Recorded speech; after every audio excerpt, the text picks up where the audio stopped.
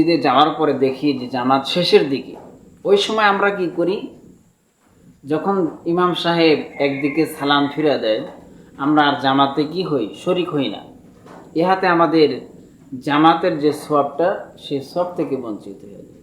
আমরা শরিক না হয়ে একাকী পাশে দাঁড়িয়ে নামাজ পড়ি, কিন্তু আপনি ওই সময় পর্যন্ত জামাতের সওয়াব হাসিল করতে পারবেন। ইমাম সাহেব যখন ডান দিকে সালাম ফেরালো এবং বাম দিকে সালাম ফেরানো, ওই সময় যে বাম দিকে আসসালা মু পর্যন্ত, এই মিম শব্দ উচ্চারণ পর্যন্ত আপনি জামাতে শরিক হন, তাকবীরে তাহরিমা বলেন, আল্লাহু আকবার বলে যখন জামাতে শরিক হয়ে যাবেন, এবং যখন ইমাম সাহেব ডানে এবং বামে সালাম ফেরালো, আপনি ওই সময় কি করবেন, জামাতে শরিক হয়ে তাকবীরে তাহরিমা বলে আত্তাহিয়াতু পড়ে বাকি নামাজ সেরে ফেলবেন, জামাতের সওয়াব পেয়ে যাবেন।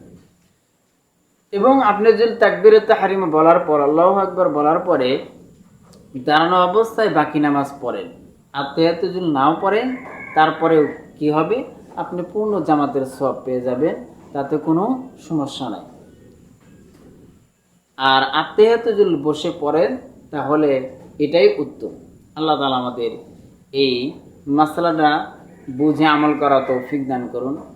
এই মাসআলাটা এই জন্য বললাম যে অনেক মানুষ আমরা মসজিদে যাওয়ার পরে, সালাম ফেরানোর পরে আমরা আর জামাতে শরিক হই না, একাকী নামাজ পড়ি নেই। ইহার পর থেকে আমরা যেন এরকমভাবে করো, আমাদের দেরি হতেই পারে।